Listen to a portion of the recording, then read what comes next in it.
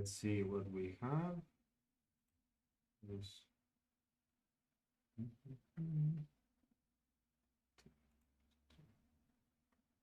Excellent connection. Does it work? Okay, so it seems I am online. We start at 1 o'clock. We still have some time. Okay, I just want to make sure that everything works here. I need to commit the text. Well, okay, so it's 9 to 1, so we still have some time. I just want to commit here that text. Okay, it's a bit earlier, so it's the latest code log. So yeah, I am just committing now the text of today's presentation. So these are the final preparations before we get started. This is good. Let's go .org. Here it is. So let's go here. We still have 8 minutes, so it's still early. I made a mistake in the announcement. Okay, so here we are. It works. Okay, so I made a mistake in the announcement that I posted on my website, and instead of mentioning the date of today, so the 30th of October 2021, I mentioned 20 of October. Oh, what? Here it's also wrong. Something is wrong today. So yeah, I had September. Just let me double check again, because maybe I am doing something wrong here. So this is October. Okay, so that's good. So yeah, I made a mistake there. Hopefully people got that it was a mistake and we didn't have some miscommunication, and people will show up today. But if they don't, I don't think there is any problem, because this stream will be recorded as well, so we are good to go. Hello from Glasgow, says Divest. Hello. How is the weather over there? I assume it's already cold and wet and everything. Here in the mountains of Cyprus, it is getting a bit cooler now, but we still don't have rainfall.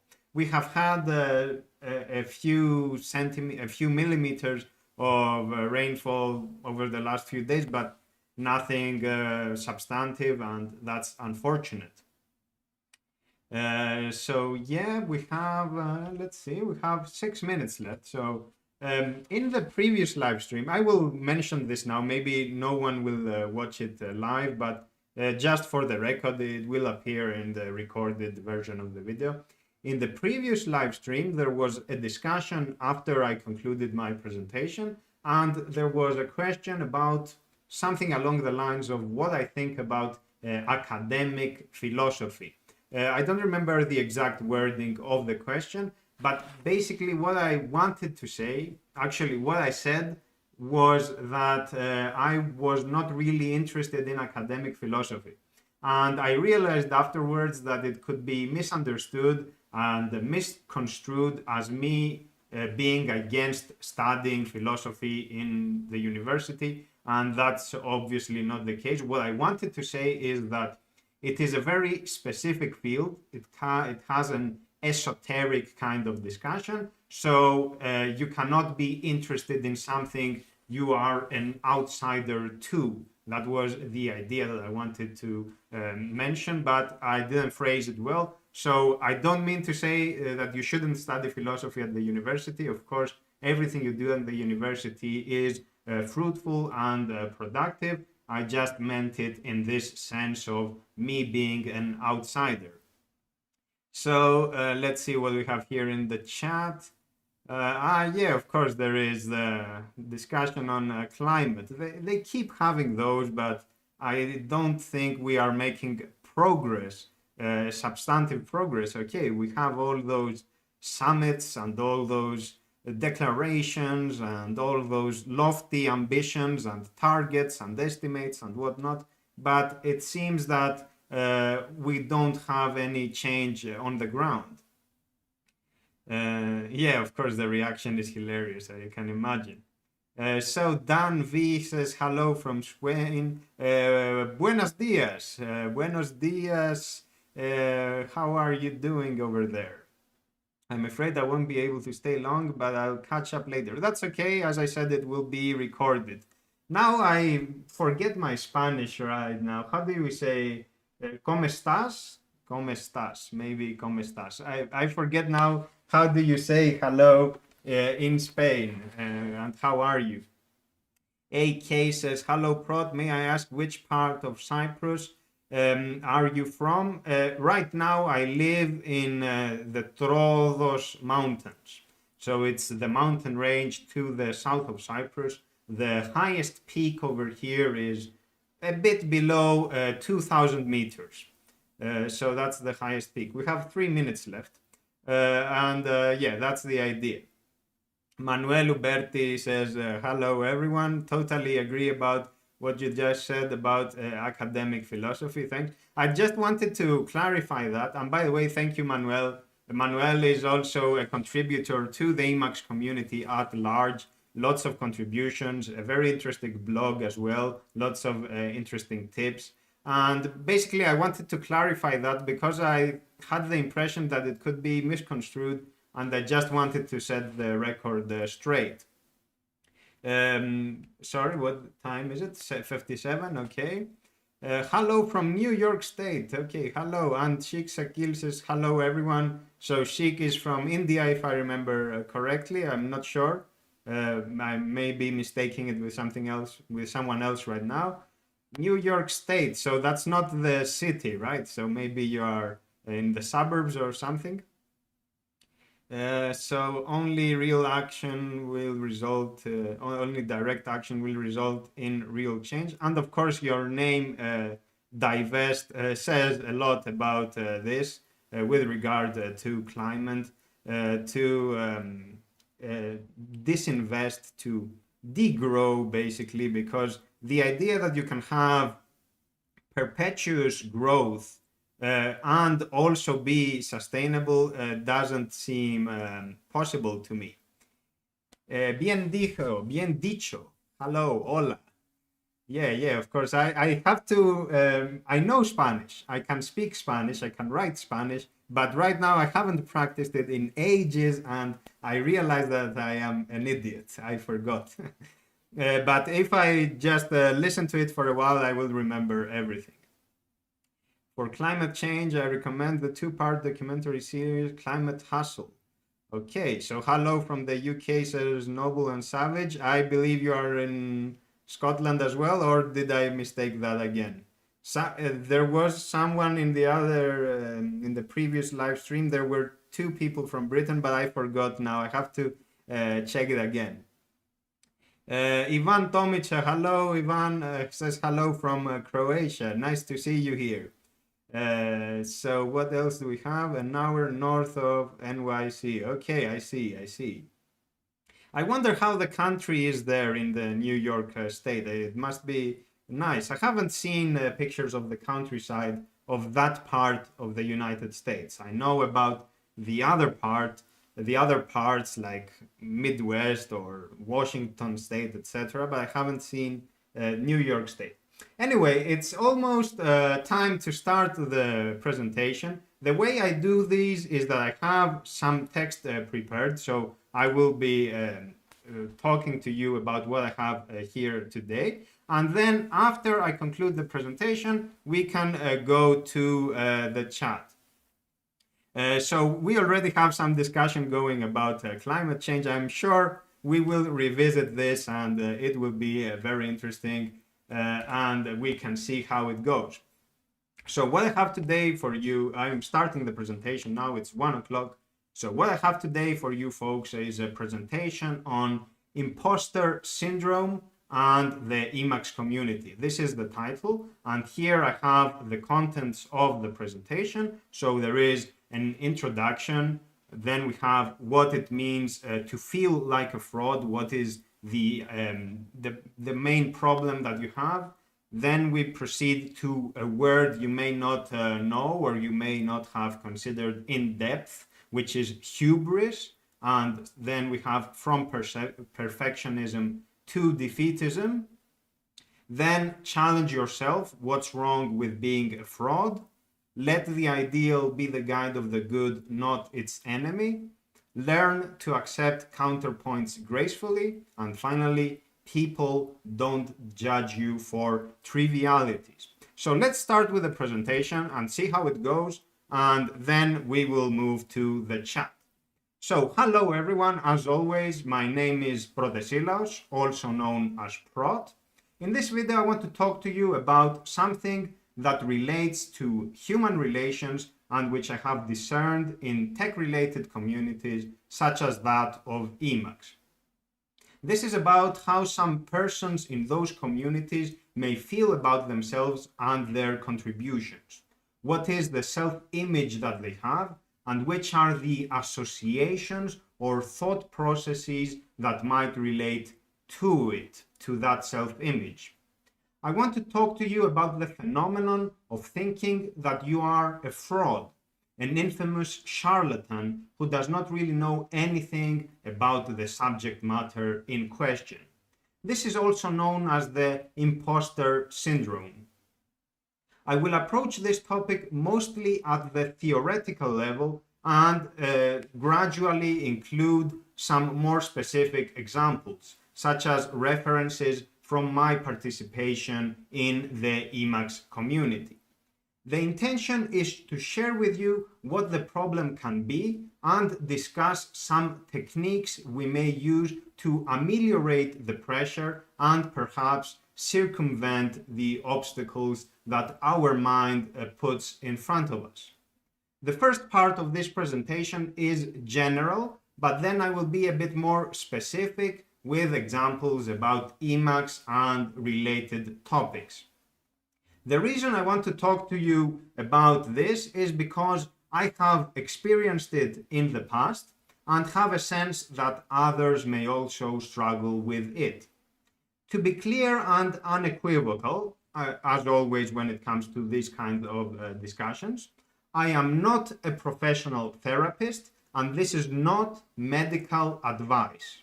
I repeat that I am not a professional therapist and this is not medical advice. I am just a lay person who is about to talk about lay person things, about to elaborate on lay person things. So nothing medical. Recall that this is a live stream. It is being recorded and will be available for future review. The show notes are available on my website and the link is here. For those of you in the chat, I have pinned a comment with this link. You can find it there as well. As always, I am taking questions from the live chat and will reply to them once I conclude today's presentation. The questions can be about the current topic or anything else related to what I post on my website.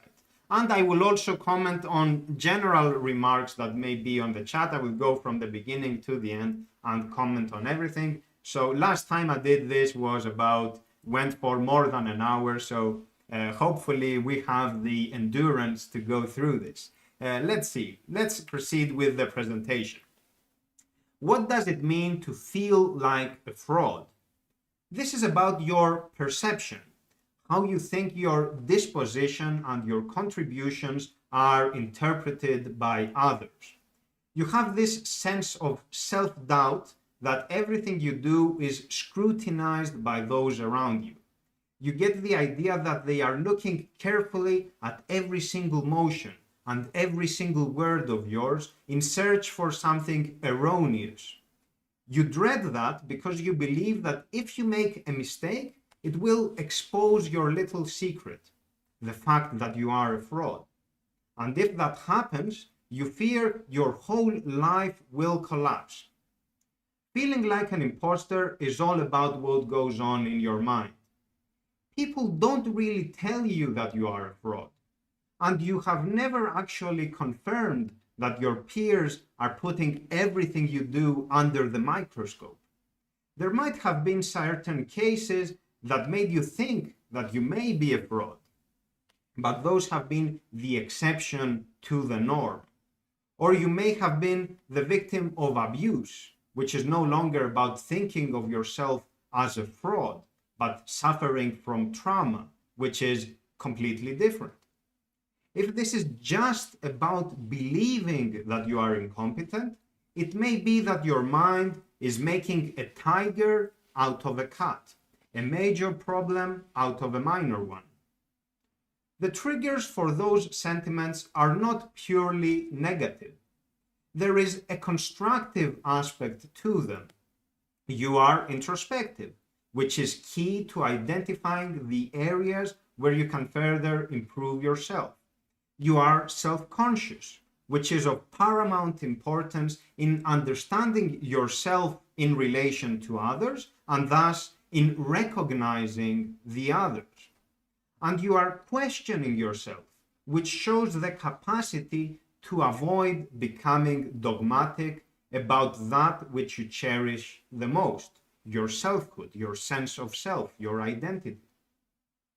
What is destructive, however, what can cause you harm and hamper your contributions to the world, is how far you take your introspection, your self-consciousness, your self-doubt.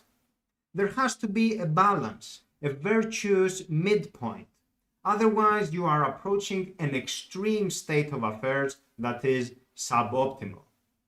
As with everything that is not binary in nature, the difference between poison and medicine is one of degree. The right amount is benign. An excess supply or a shortage is detrimental to your health. Think about food.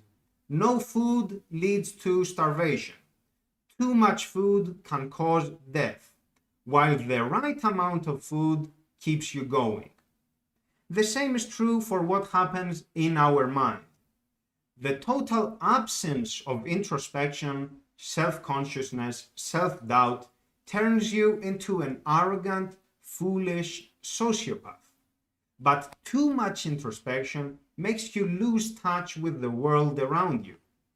Too much self-consciousness renders you self-centered and boosts your confidence about knowing yourself to a fault, while too much self-doubt forces you into submission, as you can no longer make basic practical choices that entail a degree of uncertainty.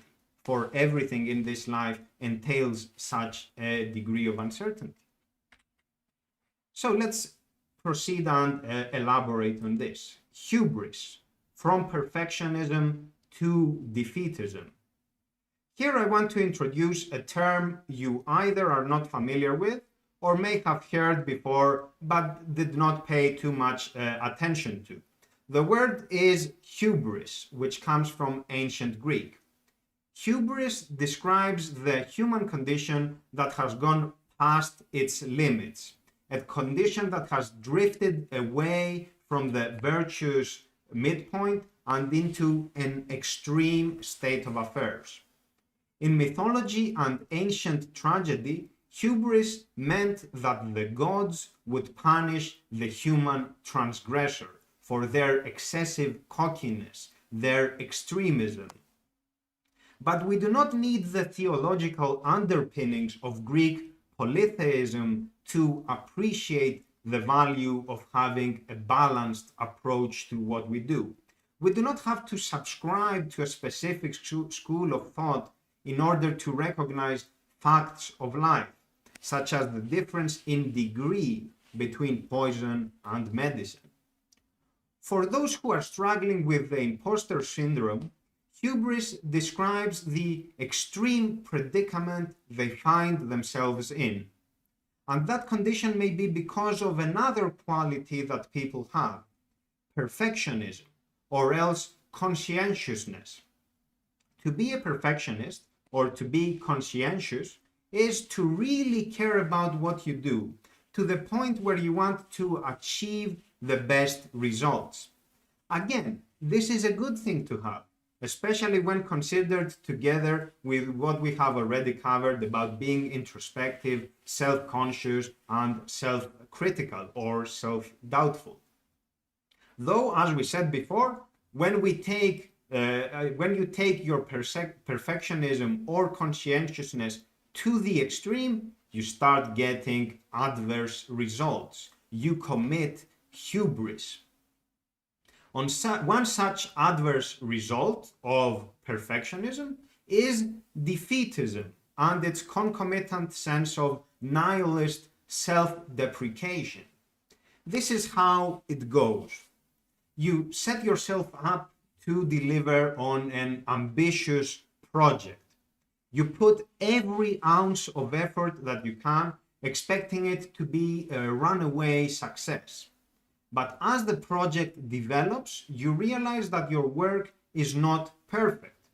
So you keep postponing the deadline you had set for yourself and eventually get trapped in a cycle of postponements and reviews where you always dismiss what you have achieved as simply not being up to the standard you had envisioned. Because you had those lofty ambitions, those unrealizable expectations, you conclude that what you do is in vain. Instead of recognizing your hubris, your excessive, your extreme perfectionism, you rationalize your condition as not being fit for the task. So you tell yourself that you will always fail no matter how hard you try. That is your defeatism being rationalized as your actuality. And then you take it a step further and tell yourself how everything you do is totally useless. That is your defeatism transforming itself into nihilist self-deprecation. This is all hubris writ large, which calls for a return to a more balanced approach to life. So let's see how we can change this. Challenge yourself. What's wrong with being a fraud? The imposter syndrome can really harm you. It can prove detrimental to your productivity and it can become deleterious for your sanity. So it is not to be taken lightly.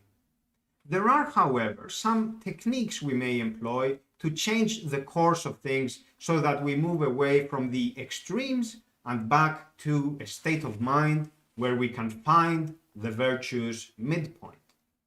One such technique is to turn the accusation of you being a fraud on its head.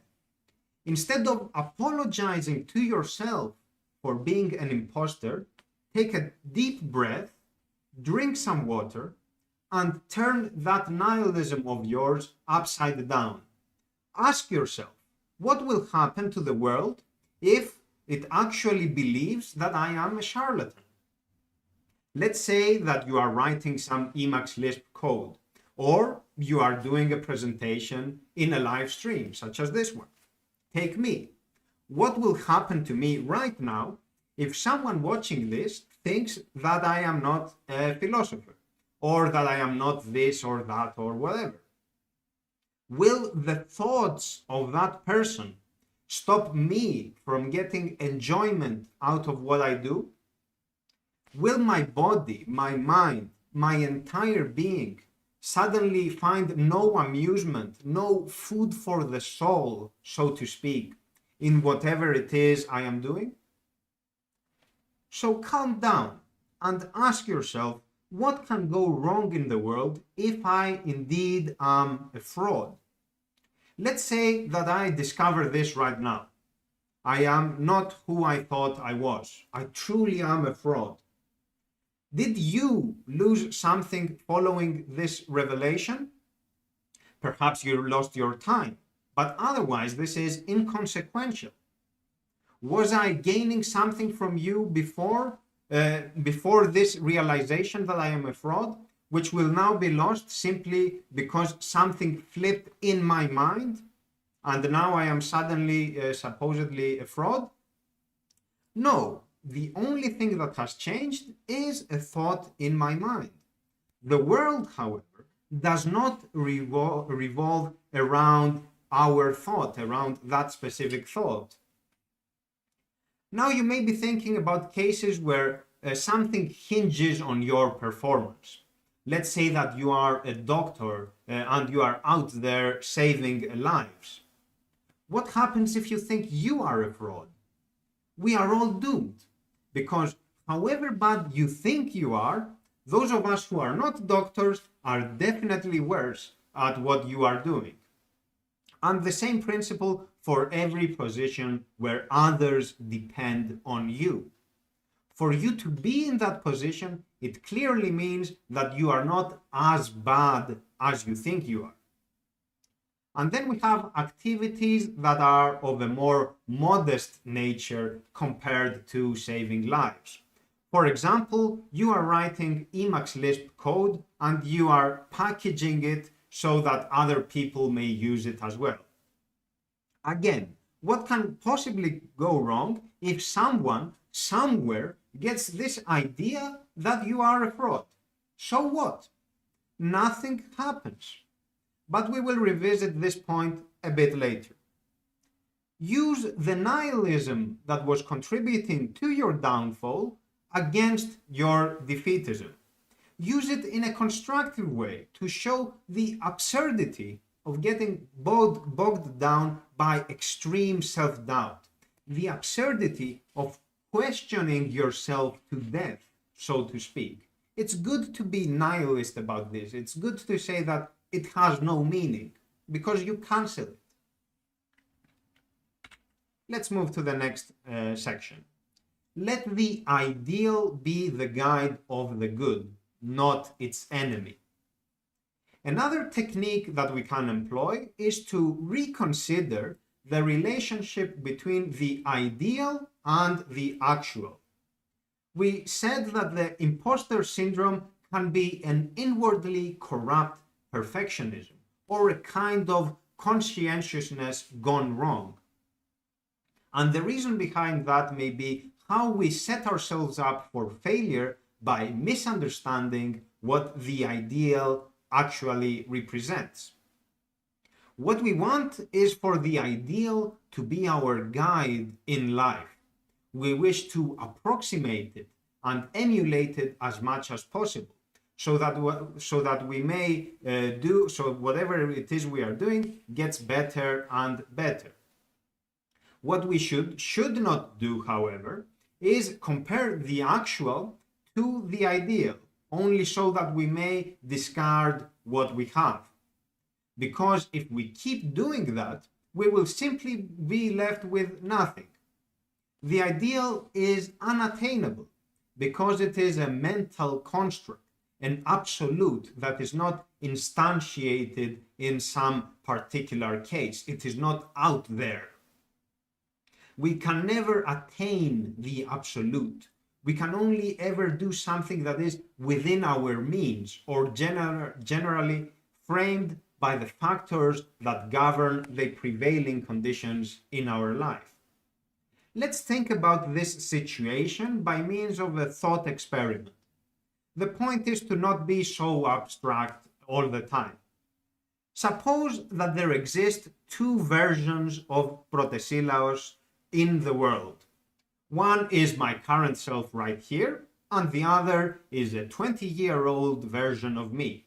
Let's call the latter young Prot, and I am, in this case, old Prot. I am 33 years old, by the way. So young Prot has been following old Prot's publications, and young Prot has all those ideas that he wants to write about and put them on a personal website. Young Prot wants to become old Prot and sets out to produce those publications that will go into his new website. But young Prot is beset on all sides by this persistent doubt that he is not good enough. Imagine that we can read his mind. It goes like this. I want to set up a website and write about all those topics that interest me. This Protesilaos fellow is inspiring me to do so. Maybe I should even send him my works. But who am I trying to deceive? I am a nobody with nothing to show for. Whereas look at him, he has written about all those subjects. Plus, he has a luscious beard. Okay, this is a joke. I better sit here and accept that I am incompetent. So this is what's going on in the mind of young Prot. What do you think will happen to young Prot if he maintains that attitude? Will he ever grow up to become old Prot? No, because he is setting himself up for failure. What young Prot needs to do is simply give it a try and play to the beat of his own being. Follow his heart, as they say. Ignore the comparisons. Blot out everything that prevents the actual from becoming good and the good from becoming better. The ideal must be our guide, the lodestar, the star up in the sky we look up to find our way when we are in the wilderness. The ideal is not our enemy. Learn to accept counterpoints gracefully. The other technique that can help is to become more dialectical. Don't cling on to your position and try to win the argument at all costs. I have written about this at length, though here I want to put it in concrete terms by using an example with Emacs. I will show some code, but even if you don't understand it, please bear with me as the point is general. And for those who are interested, you can read this, which goes a bit more in depth about dialectics. A couple of days ago, I was working on refining a user option in my Modus themes. What had to be done was to compare the elements of two lists in order to find the first match between them. I did not know how to do it in a clean way, so I wrote some ugly code, totally ugly code, which nonetheless did return the values I was looking for, so it worked. The function was this one over here. You can check it on your own, but it doesn't really matter. The point is that it is an inefficient or bad looking piece of code. You would pass to it a list of symbols and it would compare it to another list, the one referenced over there. So I wrote this code and I committed it, I published it online. The person with whom we were discussing this new addition, Christian Tietze, told me about a more efficient way to accomplish the same task by simply using the CL intersection function, which compares two lists directly. So it checks for the intersection between two lists. So it's more efficient than what I had. So I went with Christian's suggestion.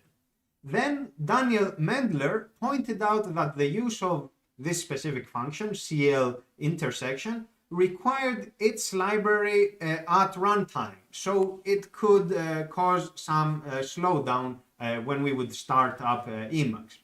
So we decided to opt for another approach that would not have such a dependency or performance penalty. The short version of the story is that I was wrong, and those folks showed me how to do it right. My attitude was always cooperative and open-minded. When someone demonstrates that I am wrong, I am happy to concede the point, and I am eager to follow their thesis. Happy and eager are key words here because they show your disposition, because they show that you are not clinging on to your position. You don't win anything by trying to say that what you had was true. And that is because I believe that when someone shows you the error of your ways, they are actually doing you a service. They are helping you free yourself from that falsehood, that incorrect belief, that bad technique, etc. If I had felt attacked by Christian and Daniel, If I was insecure by picturing myself as a fraud, we wouldn't have the better code. Plus, I would be feeling inadequate and a complete idiot. Maybe I would want to hide somewhere instead of talking about it here. It would have been horrible either way. And let's conclude this presentation with the final point. People don't judge you for trivialities. The truth of the matter is that we sometimes worry too much about what others may think. Our mind is magnifying the problem by weaving all those imaginary scenarios together in one grand narrative that ultimately functions against our sanity. This is not to downplay the significance of the problem, nor to suggest some simplistic and generic cliche of get up and do it. It does not work that way.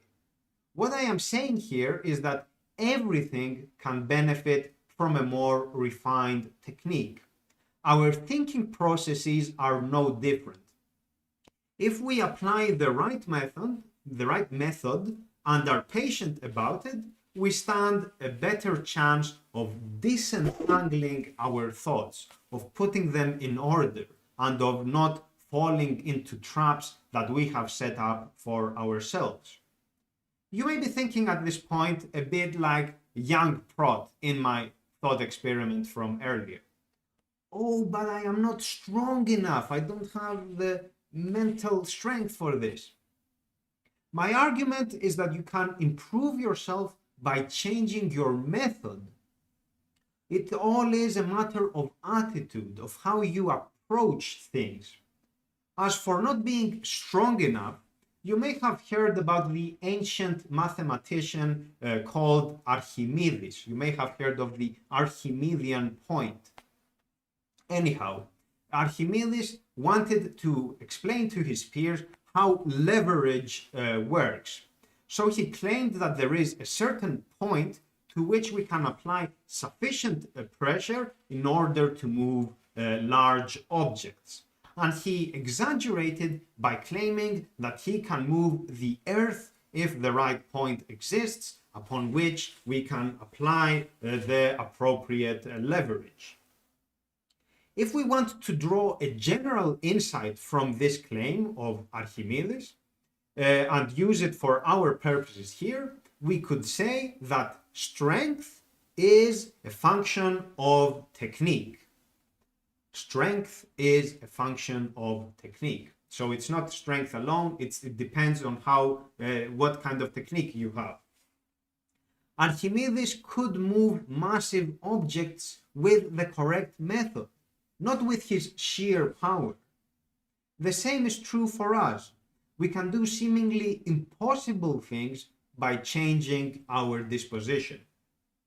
Finally, I wish to conclude the presentation with a few words about my participation in the Emacs community, my participation in general. As you may know, I have been using Emacs since the summer of 2019. I am not a programmer and had no knowledge of Lisp when I started with Emacs. But that did not stop me from trying to get better. I took baby steps and started learning my way around. Then I began writing my super simple, super naive, super amateurish eLisp tweaks. Over time, I got better at it, and I'm always looking forward to learn something new. I am still not an expert. I still learn, I still go, and I am still not a programmer and all that, but I am not apologetic about it. I don't feel sorry about that. This is just a statement of fact. During all this time, the Emacs community has been welcoming. Was I always good with eLisp and that's why they were welcoming me? No, absolutely not. I knew nothing. Was I always insightful about how to use Emacs? Again, the answer is firmly negative. I was not. I didn't know anything. I started from scratch. So a defeatist back in 2019, let's call him young prot once again, would have stayed away from this milieu without even giving it a try. Because that young prot would have imagined how hostile and elitist the Emacs community is, with their niche program and all its weird methods. So young prot would be imagining things, would be setting up obstacles for himself, and he would never try anything. And then he would say, see, I didn't succeed because I am not good enough, and so on, what we already mentioned. But I tried, and I learned that people don't judge you for trivialities. And I haven't written this, but I should have written it. And this is something I wish I knew years ago, when indeed I was suffering from imposter syndrome, and like young prot in this thought experiment, I didn't do things I should have done. So that's the presentation, folks. That's all I had for you today. I noticed some typos, but I have to correct them and then update the text on my website.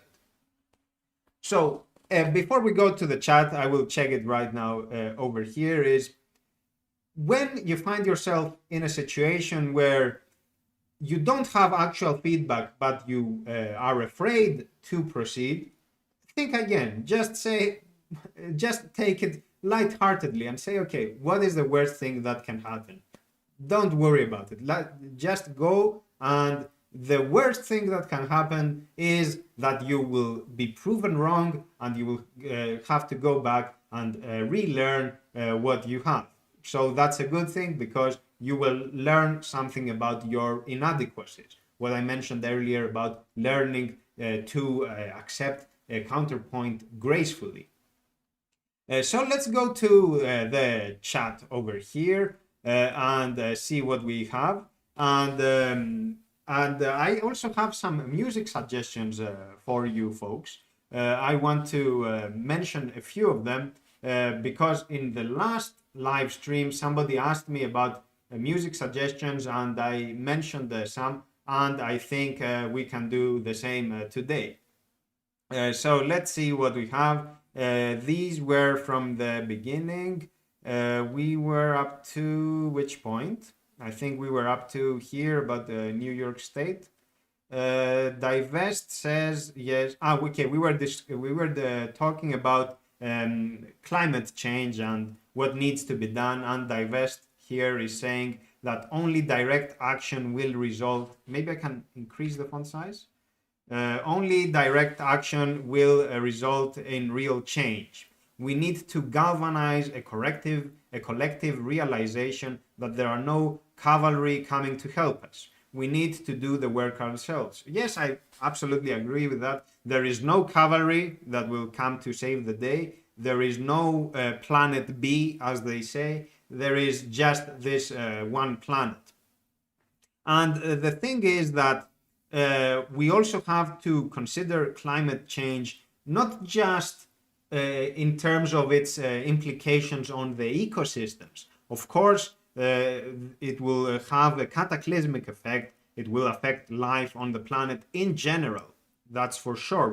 We have to have an ecological conscience when it comes to this thing. But also, we shouldn't forget about human relations. So how climate change will affect people, because it will not affect everybody the same. Those who are better off will probably continue to live the way they do, whereas those of us who are in a more disadvantaged position, who are at the receiving end of inequality, of not just inequality, of extreme inequality, of the hubris of the modern system, then those of us, of course, will be suffering even more from climate change. So, of course, climate change has this social aspect as well, this thing that we have to consider as well. So it's not just about the trees and the birds and everything else. Of course, we have to care about them because they are living organisms. We have to care about life in general and not be anthropocentric, human-centric, or egocentric, so focused on ourselves or on humanity. So yeah, we were mentioning some Spanish words earlier, and bien dicho says Dan. Hello is hola, ¿cómo estás? ¿Cómo estás? How do we say the other one? I'm now conflating it with Portuguese and it's embarrassing. But I will remember more words. Puedo hablar español, puedo hablar, but I forget. I'm trying, but I cannot. So Sheik says, for climate change thing, I recommend the two-part documentary series Climate Hustle, available on Odyssey. Okay, that's interesting. I will look that up. So hello from the UK says Noble and Savage, and okay, I read these before as well. And Ivan says hello from Croatia. I wonder how the weather is in Croatia. The sea over there is the Adriatic Sea, right? So I believe it's quite humid this time of the year over there, just like it is in Western Greece in the Ionian Sea. So you know the Western Greek islands. So they are all very humid, whereas the Eastern Greek islands, so the Aegean Sea, they are more dry and they have more rocky terrain. So I think Croatia should be lush and green and very nice. So yes, hello from India. Yes, I remembered correctly. And okay, so I read these as well. Okay, I forgot apparently. Perpetual growth in a finite system is a logical fallacy. And yes, Scotland, you have a good memory. So yes, it was Scotland, and someone else was from, I forget, from Kent, maybe. No, I will remember. But yeah, it is the problem. The problem with perpetual growth in a finite system. If you think of it if you study economics, the idea is that there is the lump of labor fallacy, as it is known. So there is this idea that there is so much work to be done. And once we exhaust the possibilities, there will be no more work to be done. Whereas, as Joseph Schumpeter and others have argued, there is always a creative destruction going on. And we can see this in very practical terms with technology and planned obsolescence. You buy a piece of hardware and within 2 years it is useless. You have to buy a new one. We see how the industry keeps producing new models every year. There is a new model of this car this year, the next year it has another model, and so on and so forth. Do you really need all those iterative changes year after year? We see it in the video games, how they are annualized. So there is this year's football emulator, next year's, the years after. Why do you need that? You can just install an update and there you go. Why do you need to keep producing the same thing over and over again? So what economists are basically saying is that you should think of growth differently than just finite resources. You should think of it that if we destroy something and rebuild it, that still counts as growth. And of course, this is also what Keynes used to say about the Keynesian example about digging ditches. It doesn't matter what you pay people to do under certain circumstances of economic duress. What matters is that you give them money to do something and that money will circulate in the economy. That's the idea. So digging ditches is the example, is not unproductive because you give them something to basically circulate money around. The problem, however, is that this is an accounting artifact. The fact that you destroy something and create it again, and you count it again, and you destroy it again, and you count it again, and you give the impression of growth. But in practice, when we think of a finite system, when we think of the planet, we don't think about magnitudes that only exist in balance sheets. We think about actual resources. We think about forests. We think about the sea. We think about the mountains, and so on and so forth. So if you go and deforest the Amazon to produce housing or whatever, that will not come back. You cannot do creative destruction with the Amazon rainforests. It's gone. So the idea that you have perpetual growth in terms of accounting doesn't really apply indeed to a finite world like the one we have.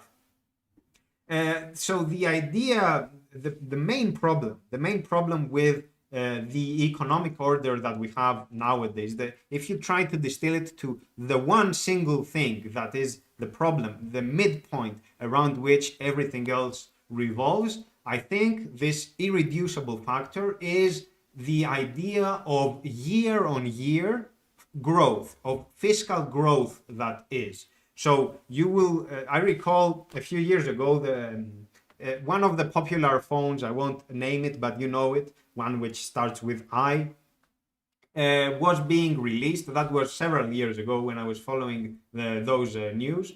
And it was being released, and the investors were in crisis mode because that year's model didn't sell at a fast enough pace as last year's model. So last year's model was the best selling item in terms of its market by a wide margin, and that model was also outselling all of its competitors, but it was doing so at a slower pace relative to the previous year. And investors were in crisis mode. Oh, what is going on? Our company is not growing as fast. We have to do something about it. So you see this idea of year-on-year growth, because it puts immense pressure on everything. Imagine everything that is being produced, every industry being operated in this idea of we need more, we need more, we need more. So we need more growth. Growth in this accounting sense, in this fiscal sense. So when everybody does that, we have lots of contradictions and lots of inefficiencies. Inefficiencies not in the economic sense, not in the sense of production costs, but in the sense of the absurdity of how wealth is distributed in society, and how we as a human, as a species on this planet, relate to other species on the planet. So it's those kinds of contradictions that are created by that very simple idea, that very simple falsehood that you need year-on-year growth in order to prosper. And then you have the other thing. Why do we need year-on-year growth when it is abundantly clear that we already have a surplus of production? We are not starving to death in terms of what the economy can produce.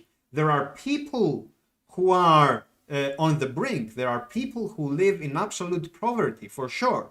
But the economy as a whole is producing a lot. So here is a problem of distribution, not of production. It's not a matter of whether the economy is efficient enough. It is a matter of how the fruits that we reap, how the produce that we collect, so to speak, how is distributed. Why do we have, you may have read this, that Elon Musk, for example, saw his fortune grow during the lockdown months, the months of the lockdown, by an inordinate amount. I forget now the percentage. I don't want to mention a number because it may be inaccurate and I don't want you to hold me to it, but you can find it. It was a recent news item. It was an inordinate amount, an exorbitant increase. So you're like, okay, what did Elon Musk do during those months which really merits that much increase in his billions upon billions upon billions of fortune? Did he really work that much harder to deserve all those extra billions? Did he really become that much innovative to deserve all that money? No. So we have a problem of distribution. But anyway, these are, of course, discussions that can go on for very long. It's green and hilly and beautiful here. So that's about the New York State's Bill Scherer. So yeah, green and hilly. I would like to check that out. I will search for pictures later about New York, the state, to see how it is. What I like in the United States that I was checking the other day is Wyoming. I like the natural landscapes, of course, over there, but I don't know about how city life is in that state. So serendipitously enough, your stream starts. Then we get an email from Esta Stone about new dates of his new tour. Okay, that's amazing. See, a coincidence. I am not subscribed to his newsletter now that you mention it. I think I have his RSS feed though, so I should have received it as well. But I will check as well. In case you don't know, Esta Stone, I mentioned him as well in the previous live stream. He is a guitarist and he is a world-class performer, absolutely amazing performer. So check that out in case you are interested in acoustic guitar. Estas Tone. Okay, so Davorin says, hello, Prot. Hello there. And a fellow Greek speaker. Oh, what happened here? So this thing, whenever I scroll it, it goes wild. So Yorgos here says, Kalispera, Prot. Kalispera, Yorgo. Kalispera means good evening. And the word espera, maybe you have heard it, it exists, esper. But anyway, so Kalispera to you too. And Sever Durand says, ignore. I'm not sure sorry, I'm not sure I get that. Obviously, it's a pun on GNU, but I'm not sure what you mean over there. And Sever says, what a great talk. Thank you. Manuel says, great talk about people not judging one of their trivialities. I'd also add that one does not own others' opinions on them. Exactly. Absolutely true.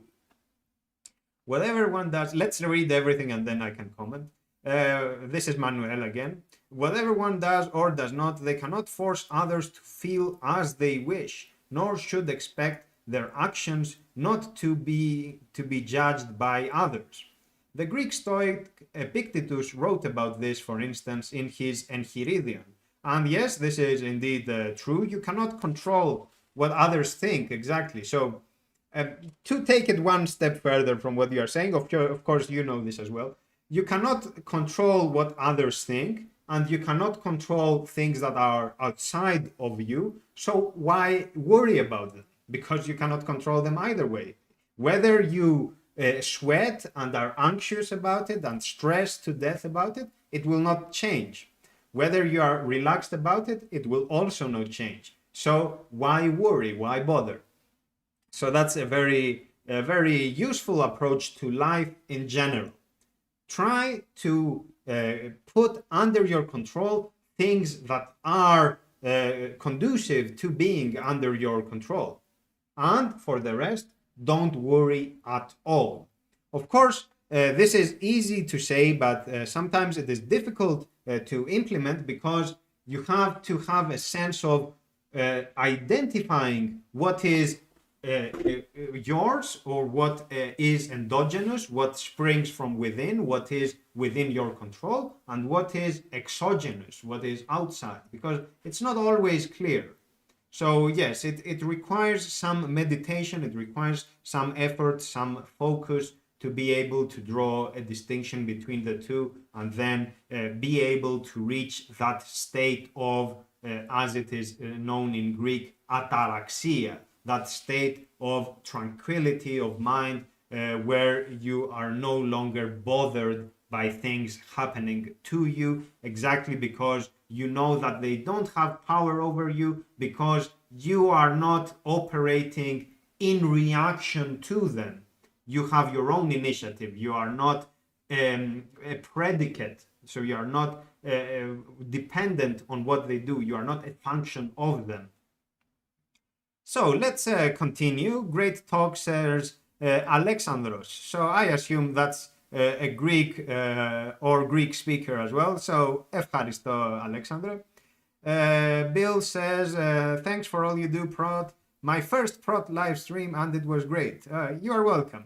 Yeah, the problem with live streams is always that you have to find a time that is suitable to people across the globe, and that's practically impossible. I think now is a good time. It is a good time for me, of course. Emacs World Clock.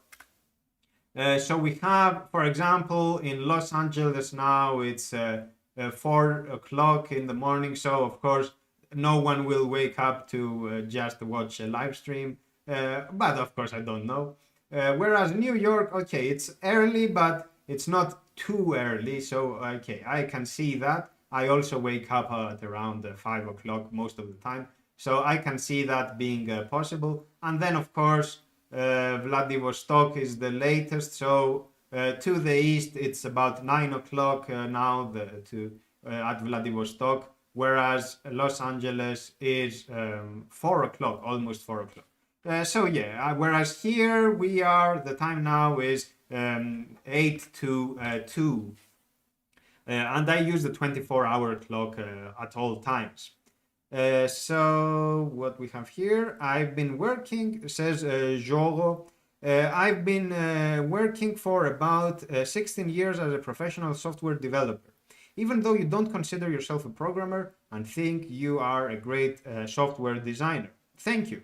I benefit greatly, and this is, by the way, what I will be talking about in my Emacs Conf 2021 presentation. I am benefiting greatly from free software.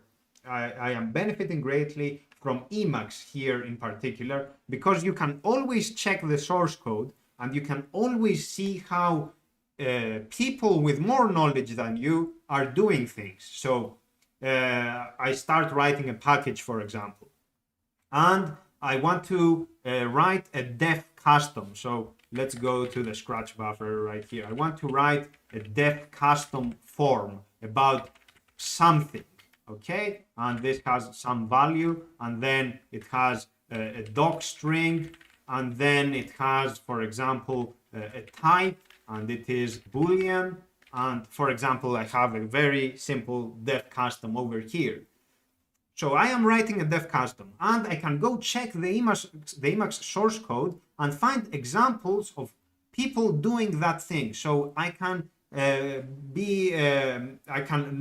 learn how they do it, what are the best practices, what is the best approach, and then I can basically emulate that approach. So I'm always learning faster than I would have learned otherwise because of free software, because of software freedom. It's very important. And in Emacs, this is very easy to do. For example, you get a help buffer about something, and when you are in a help buffer, you can, of course, go to the source code by clicking on it, or you can press the letter S, and you go to the source code, and when you are in the source code, you are here, you can check exactly what that piece of code does, and you can learn from it. Okay, maybe def custom here is not the best example because it is a very complex macro, and it has a very large doc string over here, but you get the idea of what I'm saying. You always have the resources to learn, and if you want to learn, you always have the manuals, you always have other people's code, so there is a wealth of information. And that's the thing. Free software is not about liberating the code, so to speak. It is about empowering people to use the liberated code. So it has a human aspect to it. It's not just about the code, because at the end of the day, no one cares about just the code. It's about our relationship to the code. So that's it. But yeah, thanks anyway. I am learning, and I think there is room to grow. There is room to improve, of course. And I am always checking how people who I respect, who I consider much more knowledgeable than me, I always check how they do it.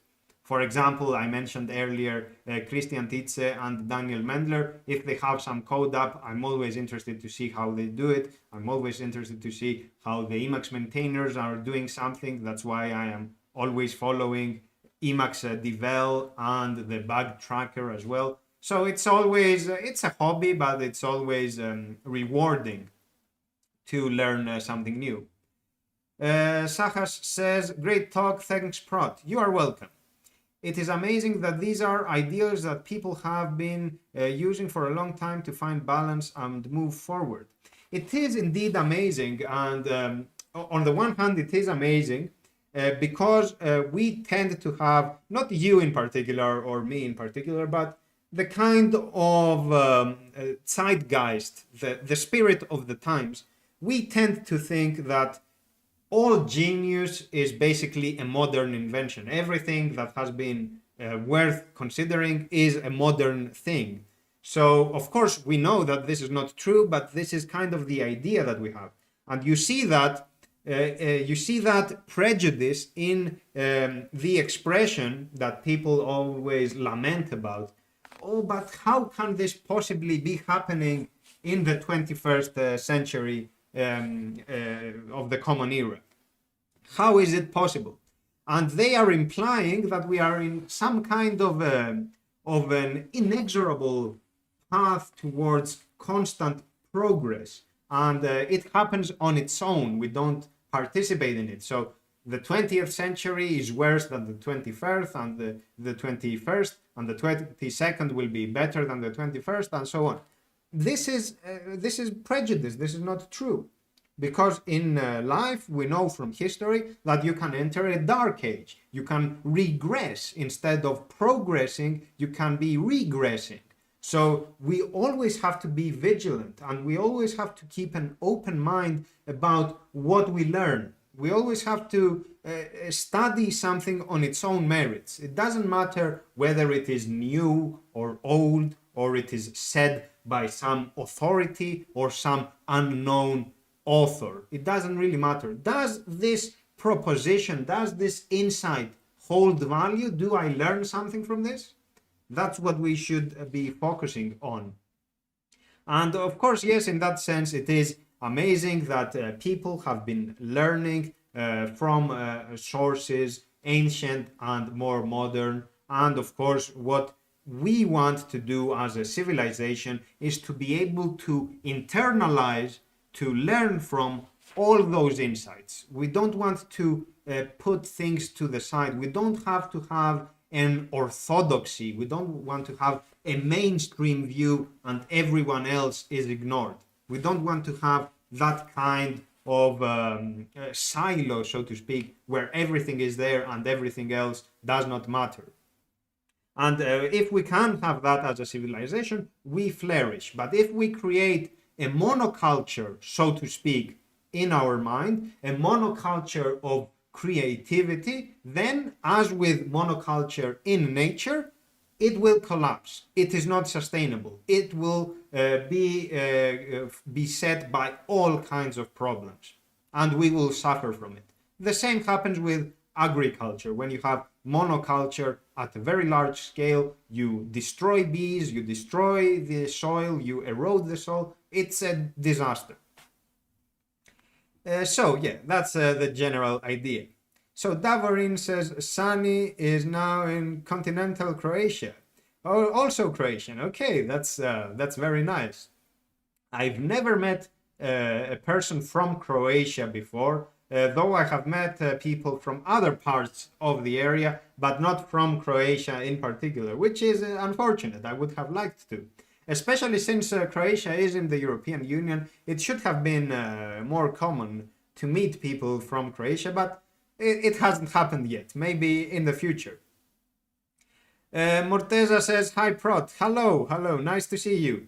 I wonder what where your name is from. I think it may be from Central Asia, maybe some part in Central Asia. I can't specify it exactly, but It looks like it. But anyway, hello to you as well.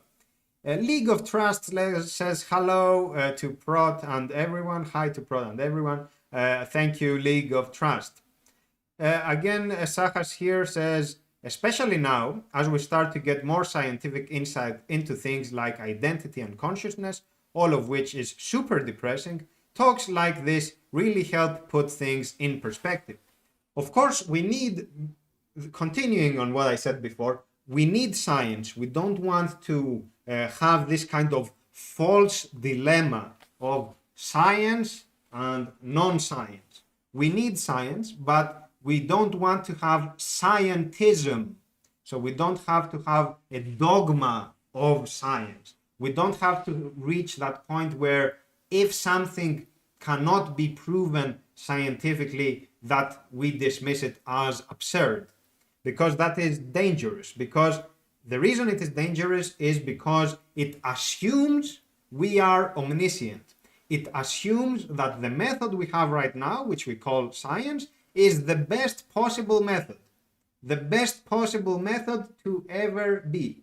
And that's, of course, nonsense.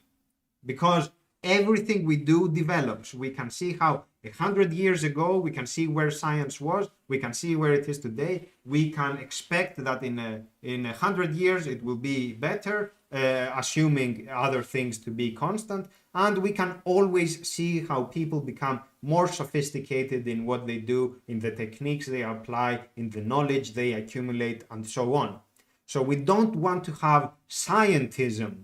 We want to have science, and we want to have hard science. We want to have strong evidence. We don't want to have the simulacrum of science. We don't want to have something that looks like science because it has statistics and geometric portrayals of relations between two factors.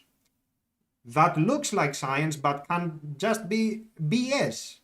We want to have true science. We want always to have something that is solid evidence. And when we have that, we can, of course, go with that. But in the meantime, we have to work with hypotheses. We have to work with what is available to us, with the proviso, whenever we do something where we have uncertainty, that if we can improve it in the future, then we will revise our position. So again, we are not dogmatic. That's always the attitude that we should have. Fushu says, hey Prot, recently switched to Emacs and keeping and your encouragement to keep an open mind made me try the default key bindings. Now I much prefer them to evil mode, so thank you. You are welcome. And this actually is how I approached it, because I was a Vim user before switching to Emacs. So I switched to Emacs and I was like, you know what? I will try with the defaults. They are very awkward right now, but I will stick to them and give them a fair chance. Let's give them a fair chance for 3 months and see how it goes. And then after those 3 months, I was okay with them, so I never switched to evil mode. Of course, it doesn't really matter what kind of key bindings you use with Emacs, whether it is the defaults, whether it is the defaults plus your own key bindings, where it is evil mode, etc. What matters is that you get to benefit from all that Emacs has to offer. The key bindings are not really essential to that experience. Of course, if you get used to the Emacs key bindings, it is easier for you in the sense that you don't have to always change the key bindings of every new package, every new feature, and so on. So in that sense, what comes directly from packages or from upstream, you are prepared for it. But if you want to have evil mode and the evil collection extension for it, no problem whatsoever. So Ivan says, sorry, I missed it. Okay, yeah, whenever I scroll, this thing scrolls erratically and it's a bit annoying. Maybe we can increase this a bit. So yeah, Ivan says that, where are we? Yeah, okay, here. So it's really humid here, referring to Croatia. That's true. Fog in the morning and it's getting cold. I'm not on the Adriatic coast though, located more to the north in the continental part. I see, okay. I thought it would be humid because that's how the climate is in the Ionian Sea, in the western Greek islands as well. It's I was reading some news the other day, and it was very wet over these last few days. They had lots and lots of floods. But yeah, it's nice. It's nice because you get all that lush greenery. It has its upsides as well. Of course, it comes with its downsides, so it depends on the person. And Ivan continues saying that I really like the fact that you publish text with the video as well. Very easy to quote it later on. Yeah, I think that's always helpful because in the past, if you check some earlier vlogs, video blogs that I did, I was just speaking like I am doing now. I was just speaking without any kind of notes. I can do that, but the problem is that one, I might forget something, which would be unfortunate, and two, you cannot quote me. It's very difficult for people. Sometimes we also have the case that maybe my microphone is not very clear, maybe my accent is not very clear. You know, there is always something there, and so you don't want people to miss out on what you are saying. You want to give it to them. Since I am doing this, I might as well share it with you, right? So that's always nice to have.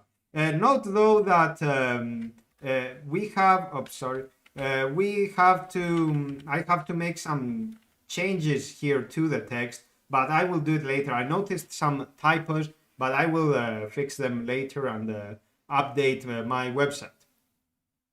So Sever says, by the way, my copyright assignment has not been completed. Wow, that it's been like what, 1 month, maybe more. As I have not figured out who is the one in my university to sign. Okay, to sign the paper for me. Hope I can complete it sooner. Okay, that's always the problem. I am not a fan of bureaucracy, as you may imagine.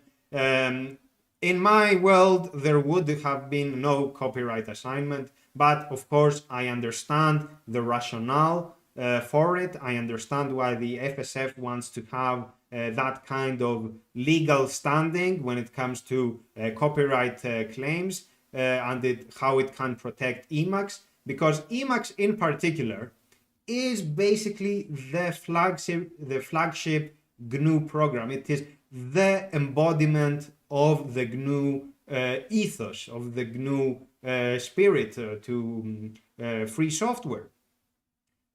We can discuss this, but it's not pertinent right now. The point is that Emacs is very important. It is a pillar of what GNU does. So, of course, they want to be very protective of it and very careful with it. I can understand that. But at the same time, I absolutely hate bureaucracy, administrivia, all that kind of thing. I hate it. I wish we could just get along and have a simpler world, but what can we do? It's up until says it's 8-1 in the Netherlands. Not a bad time at all. Indeed, it's not a bad time. Yeah, so the Netherlands is Central European time. In the world clock over here, I have Brussels as my Central European time, but of course it's many other parts of Europe as well. And that part of Europe is also a very nice part to be in. I've never been to the Netherlands. The closest I have been to the Netherlands is northern Belgium, several parts in northern Belgium. There is, of course, Ostend, which is by the sea. There is a town or city, I don't know how you would call it, Tongeren, which is in Flanders. There is, of course, Antwerp in Flanders, a beautiful city. There are many, many nice places, but I have never been to the Netherlands specifically. And I have also been to Western Germany, close again to the Netherlands, but never to the Netherlands. So Manuel again says, I have to leave now, but thanks again for the talk and of course everything you do for the community. Have a nice weekend. Thank you very much, Manuel. Thank you also for your comments here and your participation, and also for everything you do in the Emacs community, whether it is about my Modus themes, about reporting bugs on Emacs, about contributing to other packages, writing your own packages, having your own blog.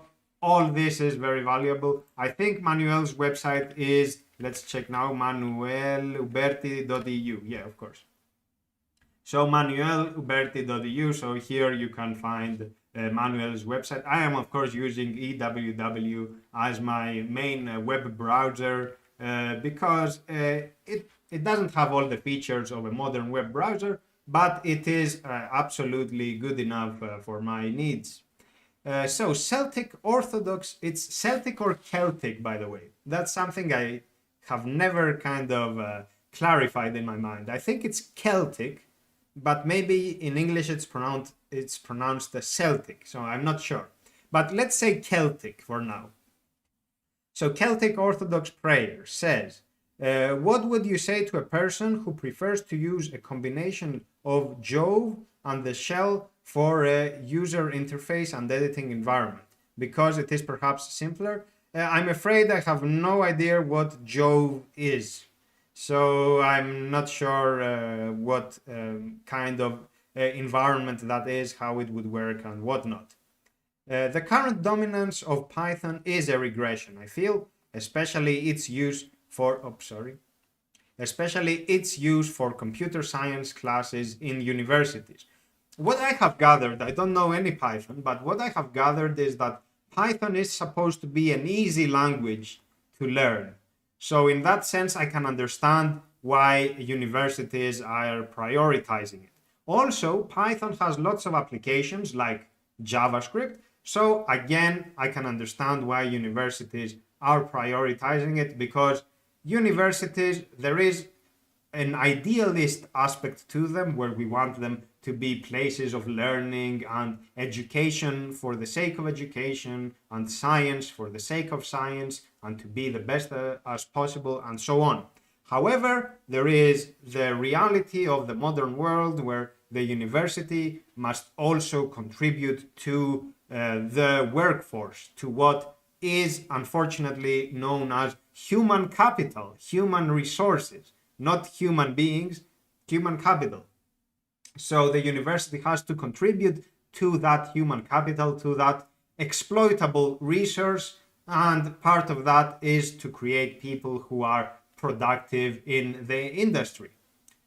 So yes, in that sense, I can understand why Python is being used, among others, of course. But I cannot say whether it is a regression or not, because I don't know what was the state of affairs prior to the dominance of Python. And even if I did know it, I don't know the language there to be able to draw a comparison. So let's assume that it was Lisp. I don't know enough Lisp and enough Python to make a fair assessment. Of course, now I am using eLisp for everything I do, but that's all I do, that's all I know, so I cannot draw a comparison. So El Sayed Gamal says, science is a tool to understand the world and make our living easier, not a mean in itself. Absolutely, that's true. When it becomes self-serving, when it becomes so science for the sake of science, and anything, when it becomes self-serving, any kind of idea or practice, then of course we are entering into the territory of it being against what we want to do, it being detrimental to what we wanted to achieve. So of course we don't want that version of science. We want science which is useful in our life. And we don't want all those false dilemmas that I mentioned earlier. By the way, I think you mentioned, you told me about a book that I should read. I have noted it and I will check it. I haven't had the time yet since I read your comment. I think you are the one. I haven't had the time yet, but I will do it in the coming days. So League of Trust says, Prot, do you ever feel like you are losing yourself when you are interacting too much with people, I need to isolate myself for weeks. The lack of spiritual life nowadays scared me. It's contagious. Yes, of course. Of course. And I will assume that you are an introvert. I am an introvert as well. And the fact that I live in the mountains in a remote area is not a coincidence. It's not just because I like cold weather. It's because I don't like to be with people the whole time. I'm not particularly gregarious or sociable for the sake of sociability. Of course, I am friendly. I like people. I have no problem with that with them, and I always like to crack a joke or one-liners like that. But I need my time alone, and I can understand exactly what you are saying. I did an interview, by the way, and I mentioned this. Of course, it's within the constraints of an interview. You have to say many things, but let's go to Protesilaos. Yeah, it's here in the code log. I did an interview. You can find it on my website. My Brown University's interview, my Brown University interviews on Emacs and Live, and there is a link over here, and you can check it out. And I also mentioned this concept with introverts. So I talk a bit about it, but the interview is about many things. By the way, thanks to Christopher Balintona for the interview. Thank you very much for that opportunity. I also have some books and essays here that you may want to check, like Why I Never Call You, Why I Won't Date You, Why I Won't Join Your Club, Why I Won't Compete With You, Why You Can't Upset Me. On Walking is a bit more abstract, but you can check that as well. Why it is not just about you, why you are not important, why I learned to let go. So some of those or all of those can be interpreted in this idea of losing yourself, of trying to gain a grip on life, so to speak, of trying to find yourself again, of trying to be yourself, of trying to not always conform with expectations, not always play a certain role, not always wear a mask, a persona, a disguise, hiding what you truly feel underneath it. So you can check those as well. But yes, and this relates also to what I talked about in today's presentation, this idea of the imposter again, because if you always lose yourself, then you have no point of reference, no inertial point of reference, so to speak. So you can't really know for sure what you are capable of. And when you are losing yourself, that also feeds into your imposter syndrome. So it's a vicious cycle. So you have to be able to take a step back and reassess your priorities. You have to be able to say, okay, I need to do something that is good for me. I have to find something that keeps me calm, something that feeds my soul, so to speak. And once I have found what that is, I have to set it as my end, as my telos, as my goal. And then, now that I know what the objective is, what the telos is, I want to assess the means at my disposal with which I can reach that telos. And in having those, in having those as known quantities, we can then also inquire upon the specifics of the case that we find ourselves in. So the environmental factors, as it were. So how does my condition in terms of employment, in terms of money, in terms of relations with other people, how does that condition affect my ability to pursue the objective? How does it affect the adequacy of the means which are used in pursuit of that objective, and so on? So it's not easy. It's definitely not easy. And if you get trapped in the vicious cycle, it's very likely that you will fall into some kind of depression and some kind of state of affairs where you are not productive, where you sense that indeed you are losing touch, you are losing yourself, you are losing this sense of, okay, what is going on? Where am I going? So it always is something that we have to be aware of. And I think what I talked about here also applies to this case, even though I didn't mention it. But again, when it comes to the mind, we have techniques that we can use because it is the method. It is not the absolute strength, the absolute mental strength in this case, but the method that determines the strength. So if we can improve our method, we can at least ameliorate, at least ease the pressure. And if we can ease the pressure a bit, we can try to do it some more and some more and some more until we feel more relaxed. One thing that you must definitely be clear about is about people that are abusive towards you. If, for example, you are in a relationship with a friend, let's say you have a friend, and whenever that friend calls you, you dread the moment because you're like, oh no, I don't know, he will say something bad. If you are in that kind of relationship, this is a clear sign that you have to break the relationship. You have to let go and you have to get away from it. Because when you dread another person's presence, that means that that other person is harming you. Maybe not actively, maybe they are not bad, but your reaction to them is negative. It's like an allergy. An allergy doesn't mean that the food itself is poisonous. Someone may be allergic to milk. It doesn't mean that milk is poisonous, but that person cannot drink milk. It's the same with people. If you are allergic, so to speak, towards someone, you have to get away from them. Because if you keep suffering from an abusive relationship, you will always be worse off. And if you are an introvert, that's even worse because chances are that you won't speak up. So however you go about it, make sure you get away from that kind of situation. So Ivan, let's continue here. So Ivan says, although I was all into VI and Vim before and liked modal editing, once I embraced Emacs, I went all in with default bindings and have to say I do prefer them over evil mode.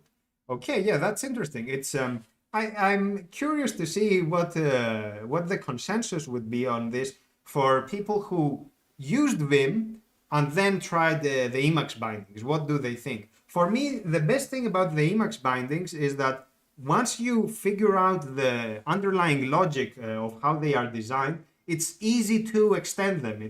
They are very mnemonic in that sense. And you can remember hundreds upon hundreds of key bindings simply because of the method that they use. Once you crack the code, so to speak, everything else follows from there. But I am curious to see what other people would think about this. Other people who went from Vim keys to Emacs keys. Evil mode can get confusing because VI or Vim doesn't have so many features as Emacs does. So you basically invent new things. Yes. And when you invent new things, the problem is what key bindings do you use? And if you don't use key bindings consistently, if you don't have a consistent method for them, if the method is not mnemonic, then of course you cannot remember everything. And that is a disaster at scale. El Sayed says, I hope every YouTuber thinks before they make their videos like you. Thank you. You are welcome. Well, at least in the Emacs space, there are lots of thoughtful people. So at least here we are good. But of course, the wider platform is problematic, let's say the least. And Emacs continues, Ivan continues on the key bindings, and Emacs has Control-C, Control-X, Control-U, which makes more sense to me. Yes, of course, Control-C, and it also has the convention, maybe it is in the official manual, I'm not sure right now, key bindings, maybe it is here, I'm not sure where it is. somewhere, I have to check it now. There is the convention. Maybe it's convention. No, I'm not sure, but there is somewhere where it mentions what key bindings should be used where. So there is kind of an idea of what to use and what to use for major modes, for minor modes, for commands that the user defines, and so on. But I can't figure it out now. Maybe modifier keys, maybe. It has to be somewhere here, but it slips my mind right now. But yes, once you learn the method, it's very easy to remember lots and lots and lots of keys. Philip K says, by the way, thanks for being here, Philip. Philip is a contributor to Emacs Git, to Emacs proper, and also has packages as well, and also has a website which is I forget it because it's not your name, Philip. It's like I'm not sure right now. But also has a website. If I remember it, I will say it, but I can't right now. So Philip says, sadly, I missed the presentation. Just wanted to say hi. Hello to you as well. It doesn't matter. The video is being recorded, so you can check it later as well. And I also posted the text on my website. If you are here on the live chat, you can check the link as well, or you can just go to my website. It is over there. And of course, you can check the text over there or watch the video later. Ihor Radchenko says, Ihor, of course, is a contributor to org mode, and thank you very much for your contributions, Ihor, and to Emacs in general, but mostly I see you active on the org mailing list, super active, not just active. You know everything about org. And also, I have to check more about org. I'm not a power user yet. So Ihor says, I would say that evil modal editing is most useful for frequently used commands. Emacs key binding scheme is superior for mnemonics. Yeah, I think that's a fair assessment. And you can, of course, combine the two. I mean, it is entirely possible to have evil mode when you are, for example, writing code and keep Emacs bindings for everything else. But I don't know if that will become more confusing in practice. I don't really know, because then you will go, for example, to the directory editor and you will press J to go down and it will do dired jump, the command, you know. So you don't want to do that. But yeah, it's you always have to make a compromise and see what works for you. But for me, the Emacs bindings work well. The only thing I changed, this is a generic QWERTY keyboard, by the way. I bought it from a toy store. And if there are any Greek speakers here or Cypriots here from the southern part, it's from the Jumbo stores. So I bought this keyboard for €7. I bought it maybe 2 years ago or maybe longer. I'm not sure right now. But it stays, it still works. So anyway, this is a generic QWERTY keyboard, and the only thing I have changed is I have mapped control to caps lock. This is what many people do. I do the same. It helps. Even though I'm not a touch typist per se, I still use the pinky. It helps with that. So Ivan says, again, this thing is very erratic with how it scrolls. Where are we now? Sorry. I agree. So Ivan is here, says, I agree with the core. Although with macros in Emacs, I really don't miss anything from modal editing. I assume here you mean keyboard macros, not eLisp macros.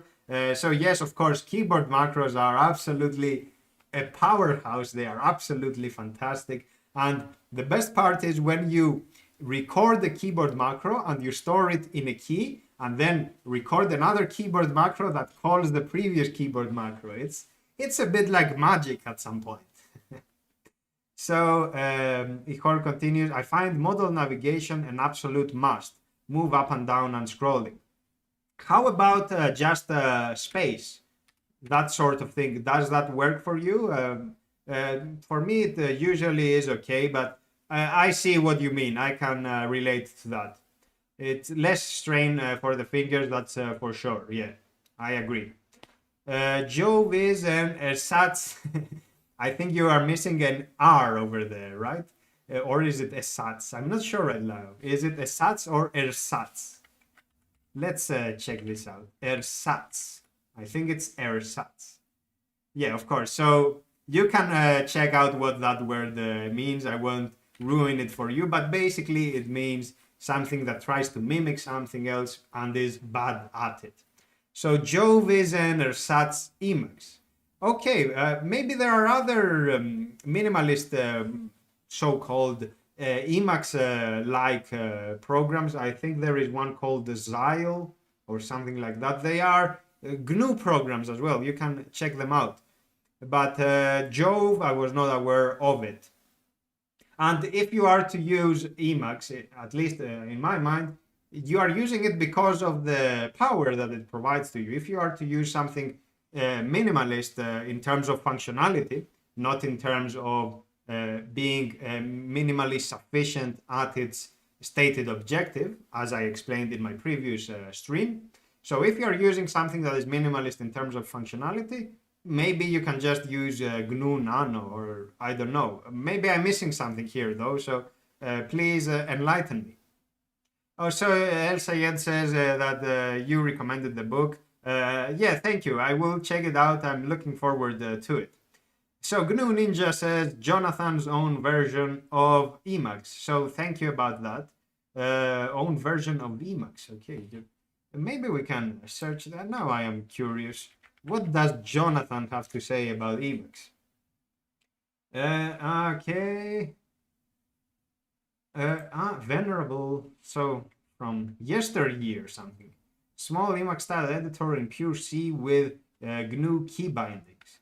What does it mean, Emacs style? Does it evaluate eLisp? Is it extensible and that sort of thing? Does it have a README somewhere? No README? README? No.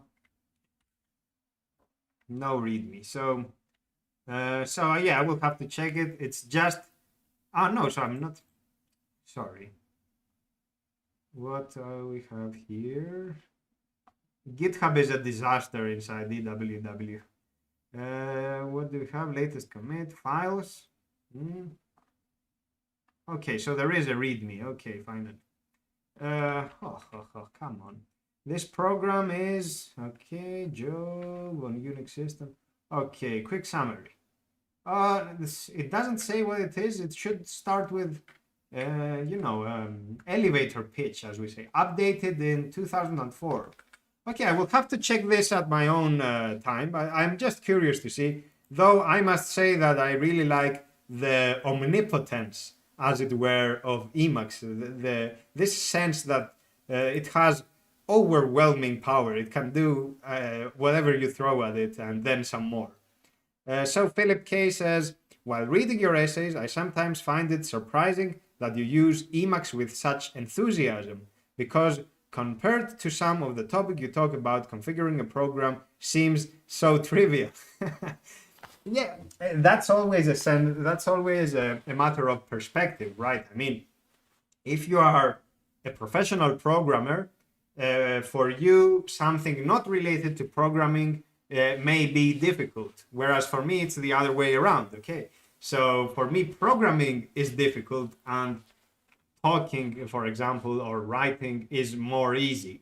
It's not easy in itself, of course, you have to practice. Everything you do, you have to practice it, but it's easier than something that I haven't done for a longer time. It's always about how many hours you have committed to it at the end of the day. And of course, what are your natural inclinations and your talents and so on. So Ihor says, another good way to escape the imposter syndrome is support from close friends and relatives. For sure, yes, absolutely, that is true. You always need to speak to people. You always need to speak to someone else, because when you speak to someone, they can basically tell you kind of what I said here. What is the worst thing that can happen if you are a fraud? They won't say it in those terms necessarily, but they will make you understand that you are making a tiger out of a cat, as I said in the presentation. You are aggrandizing, you are magnifying the problem. And by talking to someone, you are effectively having an anchor in reality, as it were, because you are getting lost, you are you are losing touch. So that you don't want to do that. You don't want to be super self-centered, as I said in the presentation. You want to have a sense of the others. And of course, close friends and relatives are always good in that sense. Of course, I would say here close friends and relatives who are close friends. Because sometimes we have this relative who is, of course, related to us, but still we wouldn't be friends with them. It happens. We wouldn't want to have close relations with them. It sometimes happens. I'm not saying that all relatives are like that, but it sometimes is the case.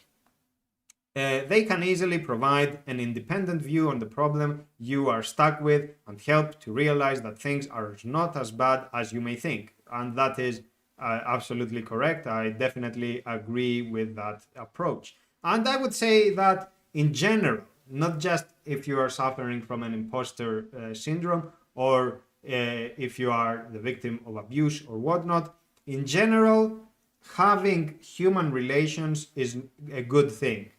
Maybe if you are an introvert, you don't want to have too many relations, but that's another thing. That's an exaggeration, as we said. You don't want to go to the extremes either way. You don't want to commit hubris. You want to have relations that are good for you, but you don't want to overdo it.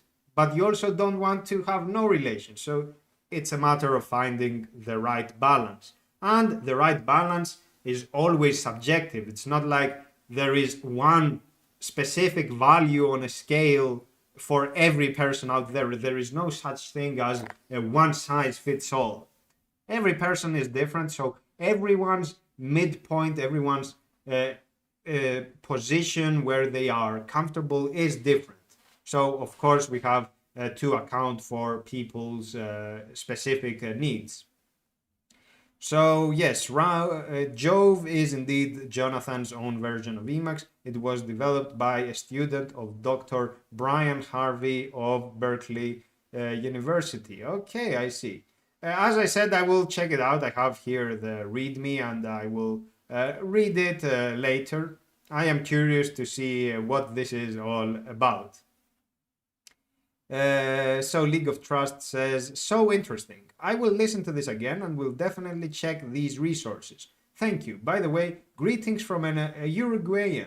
Oh, that's very interesting. Thank you and hello to Uruguay. I always have a dream that I will go to South America at some point, and I would definitely want to check out Uruguay. I hear that you have lots and lots of positives there in your culture, in the way you organize your collective life. It's something that those of us in this part of the world where I am, in Cyprus, for example, could learn from, I think. For Greeks as well, I think I can speak for Greeks as well. So Vincent says, hi Prot, I am an Emacs convert from Vim. I remember your vlog titled Emacs Mindset and Unix Philosophy, and I can relate all to that you discuss. It's concise, clearly and straightforward. Regards from Manila. Okay, thank you, Vincent. Again, I have to travel around the world. There are many places I want to visit. Of course, what I want to visit first, and this may be strange, is either the Faroe Islands or Iceland, or in South America, the Tierra del Fuego, the land of fire as it is known. Of course, there isn't much fire there, but that's how it is called. It's the southernmost part of South America. So I want to go to the cold places first and then move to the warmer climate as I go in my journey around the world. I don't know if any of that will happen, but one can always dream. So yes, about that video, the Emacs mindset and the Unix philosophy, that was in 2019. So it was in the summer of 2019. I had switched to Emacs a few weeks prior, and I did that video. But I have a more recent live stream, the one I did in September, which is, let's go to my website again, Protesilos here. You can find it if you go to my website. It is somewhere over here. So it is from the 22nd of September. It was about Emacs and the Unix philosophy. And unlike the previous live stream, this one has text as well, so you can read the text. And it has some more points I elaborate at some more depth. But yes, of course, it's interesting to find all those Vim converts because I think people realize that Vim is excellent in its own right, but it's also good, and this is what I talk about in the Emacs vs Unix kind of thing. And Emacs helps you integrate more of your tools under a common platform. So that's the value proposition that it has. So you can have your Vim paradigm by means of evil mode, but you can also have your email, your music manager, your org mode and Magit and everything else, and they all speak the same language. They are all configurable in a uniform way, and so on and so forth. Not to repeat everything I mentioned in that live stream, but it's always nice. Divest says, I still use evil mode. For me, the sweet spot is using evil for editing and Emacs key bindings for basically everything else. So yes, I alluded to that hybrid style earlier, but I am curious if you get confused at all. I mean, I think I would get confused the whole time. I would be in the editor and I would be pressing J and K and whatnot, and then I would go to someplace else and I would press J and it will do something completely different than a down motion. So that's always a bit tricky, I guess. Also, I am curious because I've never tried to use evil mode. How do you use the universal argument? So control U, just control U. So the universal prefix argument. So control U and some command. Because of course control U in Vim has another meaning, so I am not sure about that. Of course, maybe that's in the documentation, but I have to check. Ivan says, again, this thing scrolls like crazy. It's very erratic, very unpredictable. So, key binding conventions in tips and conventions section. So yes, that's in the official manual, right? So can we go there? Again, conventions. It's not here. Maybe it's I am doing it wrong. I know where it is. It has to be in eLisp. So not in the Emacs manual, in the Emacs Lisp reference manual. Conventions, and then we have key binding conventions for. Okay, see? So this is the Emacs Lisp reference manual.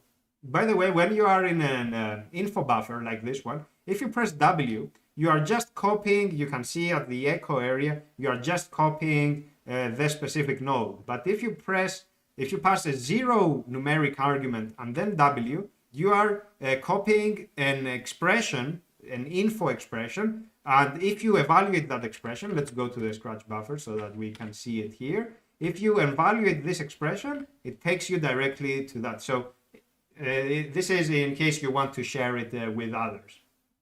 Or of course you can do meta and the colon sign and just evaluate it here. Okay, so obviously you have that. So let's move on. We have Pascal saying, I used Vim and I thought it's super easy to learn tons of key bindings quickly. But finding myself in the wrong mode happen regularly, even after 2 years of daily use. It's mental overhead. Exactly, exactly. That's the thing. Because of modality, you have to always be aware of where you are. However, Vim veterans will tell you that you should always be in normal mode. So you just press escape. You are not in insert mode. You are in normal mode, and that reduces the mental overhead. But yes, I get what you are saying. And GNU Ninja says that I just stayed with the Emacs default key bindings. And I think you did well, but as I said, there is no right or wrong answer here. And Pascal continues on the previous point. Now I use default Emacs key bindings, finding it difficult to find efficient key cords to do edits, and there are no resources online to that topic compared to Vim. But I'm never in the wrong mode. Okay, at least there is something. I'm not sure what you mean here by efficient key cords to do edits, but if you have something specific, maybe before we close this live stream, if you have something specific, I can check and I can help you maybe. But I think that it is a matter of getting used to them. Efficiency usually is, at least for me, it mostly is in my mind, how I can think of something, whether it is about writing code or whether it is about writing prose, and not so much how quickly I can type keys. I am not particularly fast anyway, but even if I were, it wouldn't really make a difference because I will need to pause to think about something, or I might be in a stream of consciousness, as they say, and be writing non-stop. So it's not so much about the key chords themselves. But maybe you have some specific example. The caps lock key is evil. Okay, so I, so I have, I am a bit evil, just a bit though, just one key in that evil zone, as it were, so Igor says, I tried space, but my resting point on keyboard is JKL. So JKL feels easier. Of course, it's just me. Yes, JKL is easy. Of course, that's true. I think that's one of the value propositions of the Vim paradigm, that on a QWERTY keyboard, you are in the home row, so you are there. So that's always good. I don't think it's just you. For me, it works as well, of course. But I am also used to the escape. So yeah, it's that. Or I just sit back and just like this, and I use the mouse. I don't use the mouse when I'm editing or whatnot, but now where I am not really, where I don't really need to have my fingers on the keyboard, I don't really need to type, I will use the mouse. I will just scroll, no problem, no stress. So yes, it's ersatz indeed. Pascal says, I use home row modifiers to remove wrist strain with the default key bindings. Someone else informed me about this, and I still plan to give it a try, but I haven't done it yet because the idea of home row modifiers is promising. If you can have something here that you hold or you press it once and it modifies the key, that sounds very promising. So you have a very compact kind of ergonomics over there, so you don't move your wrist. I get exactly what you are talking about, but I want to check it. I haven't checked it yet. So Bill says, I used to use JED often, another small editor that feels like Emacs. So JED is John's editor, or John's Emacs derivative or something. But yes, there are lots of editors that feel like Emacs, but to me, is this feeling just surface level stuff, just superficial, or is there a substantive aspect to it? Because for me, for something to be Emacs, it has to be extensible in a uniform way. If it is extensible, then of course I don't really mind if it is called Emacs or if it is an Emacs Lisp or whatnot. But in practice, Emacs is all we have for that. So pretending to be a programmer is the same as being a programmer. Over time, you get better at pretending to be a programmer and you no longer think about it and therefore no longer an imposter. That's true. That's true. If you are good at pretending, if you are good at playing a role, then of course the distinction is blurred. However, for me at least, it depends on the person, I guess. But for me, at least, if I am not being myself, I have a lot of trouble. It is very difficult for me. If I am not 100% myself, I am not productive. And because I am not productive, I cannot really keep up with the persona, with the pretentiousness. But of course, I get what you are saying, of course. Again, this thing scrolls weirdly. So, evening from Adelaide. So, yes, nice to hear from you. Edge Crusher 19. Always good to see Emacs from the perspective of a non-programmer, non-IT person. So, how is the weather there in Adelaide? How is it down there? It must be what? It must be springtime in the southern hemisphere, right? So Adelaide, unless I am mistaken, right? Adelaide is in Australia, right? Just to be absolutely sure. Adelaide, South Australia, of course. So I think the weather there now is springtime, right? So we are approaching winter and you are running away from us. You are going into summertime. So yes, I've never been to Australia, of course, but it must be a breathtaking place. It must be extremely beautiful and, of course, wild as well. So you have to be careful. But that's another discussion. Ihor says about confusion between modal and Emacs key bindings. It does not really happen once you get used to it. I might try that at some point, just out of sheer curiosity. Not that I really need to have evil for editing, but just out of sheer curiosity, I might at some point install evil mode and have it only work for prog mode. And let's see how it goes. But I have to find time for it.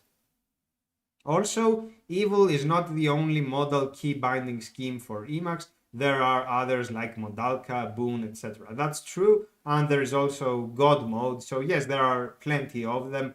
But for me, if I were to go with the modal editing, I think it would be evil because I am familiar with it. Modalka, I think, is an ad hoc kind of modality. So you can determine where you want to have a modal interface and what kind of modality that would be, right? I think I checked it a while ago, but I forgot. Also, Ihor recommends to Pascal the Mastering Emacs book. Yes, of course, that's very good resource, of course, for sure. See the theory of editing chapter. Not sure about others, but I find escape a little hard. I remapped normal mode to meta and I. Okay, that's interesting. What about, I think those who use evil mode exclusively would have escape on the caps lock. So those of us who use the default keys may have it to control, but the evil keys will have it to escape. But meta and I is an interesting choice indeed. Meta and I, isn't it interpreted as tab, or am I missing something? Meta and I think it counts as a tab. Maybe if we go to the scratch buffer over here, let's see, meta and I. Tab to tab stop. So it performs a tab kind of thing, but maybe it's just inserts a literal tab. Okay, maybe I have to check that out. There is some key binding that it is interpreted as the same as the tab key. Meta and L. Meta L, not I. Okay. Meta L makes perfect sense, of course. Meta and L, yes, of course. I thought it was I, and so I got confused. So let's see what we have. I guess these days, small ersatz Emacs gives us a basic familiar environment where we are running on small embedded or real-time devices, etc. Yeah, that's a good point. Yes. Yes, of course. It's always a matter of what kind of work you are doing. So again, we don't want to be dogmatic. If you are in that kind of environment, you want to have something that is familiar and you don't need all the bells and whistles. You just want something that works, of course. So Pascal says about efficient key chords, I meant something like, okay. CI and parentheses. This is in evil mode when you are inside of something like this balanced expression. If you press Control and I, and then the delimiter, it will it will affect rather the region encompassed by that delimiter. So it will affect this region. And if you do it with I, it is inside, so CI and delimiter. And if you do it with A, it is outside. So if you do it with I, it goes like this. But if you do it with A, it goes like this. So it captures the delimiters as well. I think, yeah, that's one of the best features of Vim, actually. That's the composability of the Vim operators. And of course, I was a Vim user, and in no way I would say that Vim is bad. It's just that I am used to Emacs keys now, and I have no problem with them. But of course, these are more powerful. That granted, of course, if you are really into it, you can have your own command which will prompt you for a delimiter. Actually, I might do that at some point. You type in the command, it prompts you for a delimiter, you insert the delimiter, and it goes and it does that thing for you. Basically, I'm sure the evil mode has that kind of Emacs Lisp internally. I would be curious to see how they do it. For Emacs keys, we would do it with a prompt maybe instead of just reading the last key. But yes, I can see what you mean over there. For that case, I think evil mode would be more effective. So, starting to heat up here, so in Adelaide, in Australia, had a few 31 Celsius days. 31, what's the... I mean, if it's, if here we are basically the first month of autumn, because for me, autumn, at least in my part of the world, starts at the, after the, how do you call it? I forget now. The summer event in September, how it's called? Solstice and equinox. So after that, we start autumn, and it lasts until the 21st of December. This is autumn, at least based on my observations, based on the weather, and also in agriculture and whatnot. And we have winter from January until March, 21st of March. So 21st of December to 21st of March. Hardly, of course, not roughly speaking. So if we are here in December and that's in October and that's the first month, even though we are at the end of the month, you must be April over there. So end of April, I mean in terms of the seasons as we have it here. I'm trying to remap them to my case. So 31 Celsius is a lot. Summertime, it can hit 40 Celsius, 40 degrees Celsius. It once hit 47 a few years ago. Remember the aircon in my car struggling? Yeah, I can imagine, of course. With that kind of heat, every kind of air conditioning system would be having a hard time. It is definitely taxing on the machinery. Here in Cyprus, we also have high temperatures like those. But I'm not sure what the highest point has been. I don't know. But it's always tricky when it gets warm. You have to find some place where it's cooler. Here in the mountains, it's much better, of course. Whereas if you go down by the sea, there is the closest city here is called Lemesos or Limassol. And basically what I say is that the people in Lemesos, they only experience 2 seasons, warm summer and cool summer. They don't have anything else. So yeah. Ihor says in Singapore it's near 30 degrees nearly all year round. So yes, of course, but I think Singapore is in the equator or not. I'm not sure. Maybe it's a climate, a tropical climate, and I think it's in the equator. I think it's in that zone, right? I'm not sure, but yeah, of course, 30 all year long, that's a bit too much. I like my winters over here. But of course, I'm sure you get used to it at some point, right? But still you have seasons. I mean, there has to be like rainy season and dry season and stuff like that. Yes, it is in the equator, almost equator. Okay, almost equator. So that's always something to bear in mind. So you live in Singapore, or you just mention it there? Because Singapore seems to be like a very tidy place, air conditions everywhere. Yeah, I can imagine. Yeah. Even here in Cyprus, it's like that. Everybody has an air condition. I don't, because I am a barbarian, but people have air conditioning. I have nothing. Here it's a cool place because you just open the window and you leave the door open, and suddenly you have Stone Age air conditioning. It works. But yes, of course. So what's the time like, folks? It's 3 o'clock, and apparently I have lots of emails waiting for me. We have been doing this for 2 hours, so I think I should be closing the chat soon. Ihor says that I don't live in Singapore anymore, moved to China with actual winter. And in that sense, you did the right thing. At least for me, I think having all the seasons is better than having kind of one prolonged season with some minor variations in between.